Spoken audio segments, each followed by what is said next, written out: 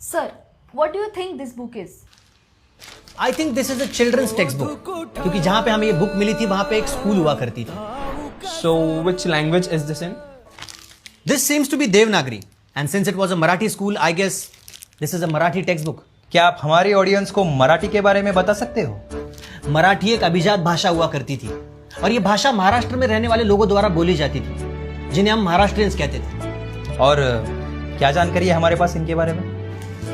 ये छत्रपति शिवाजी महाराज की तस्वीर है. ये मराठा राजा हुआ करते थे. कई गढ़ किले थे इनके महाराष्ट्र में. कुछ जगह बता सकते हो आप? कहाँ थे ये किले? Well, we do have the places, पर आपको वहां पे किले नहीं मिलेंगे. हाँ, कुछ लोगों ने कोशिश की थी उन्हें बचाने की, बट उस वक्त के सरकार ने उन्हें साथ नहीं दी. तो अब कहाँ है महाराष्ट्रियंस? महाराष्ट्रियंस कहीं गए नहीं, वो बस अपनी संस्कृति और भाषा भूलते चले गए.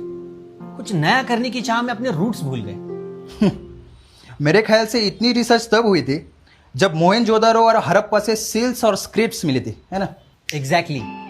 उतनी ही समृद्ध भाषा और संस्कृति थी ये.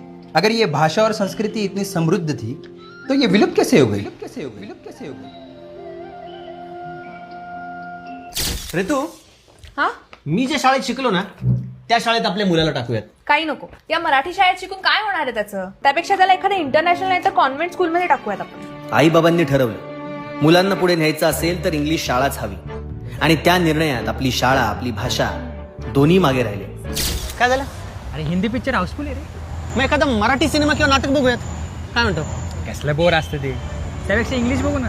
आधी मराठी माणसाला मुंबईमध्ये जागा मिळत नव्हती, नंतर मराठी सिनेमालाही थिएटरमध्ये जागा मिळेनशी झाली. मोडली जरी पाठ तरी मोडला नाही कणा, पाठीवरती हात ठेवून फक्त लढ म्हणा. हे काय? ही मराठी कविता घेणार आहेस तू अॅन्युअल डेला? हो. अरे किती ओल्ड फॅशन आहे. त्यापेक्षा तू किपलिंग किंवा शेक्सपियरची एखादी कविता घे ना. हे बघ, मतकरी, तेंडुलकर, पुलं सगळं साहित्य रॅकवर मागे सरकलं, आणि त्यांच्या जागी अशी नावं आली जी उच्चारालाही आपल्याला जरा अडचणच होते. ये गुड़ी पड़वा क्या होता है? मतलब क्या करते उस दिन? गाडी धुते. पण फक्त शब्द नाही गेले, विसरले गेले आमचे सण, आमची कला, आमचा आवाज. गडगडणाऱ्या ढोल ताशातले पोवाडे आता कोणालाच ठाऊक नाही. सह्याद्री मधल्या आमच्या राजांचे गट ढासळले, आणि त्या राजांचं गाण गाणारे आवाजही थांबले. हे सगळं काल्पनिक आहे, पण कल्पना सत्यात उतरू द्यायची नसेल तर जागे व्हा. कारण भाषा कधीच अचानक मरत नाही, ती हळूहळू जगता जगता मरते. पण अजूनही वेळ गेलेली नाहीये.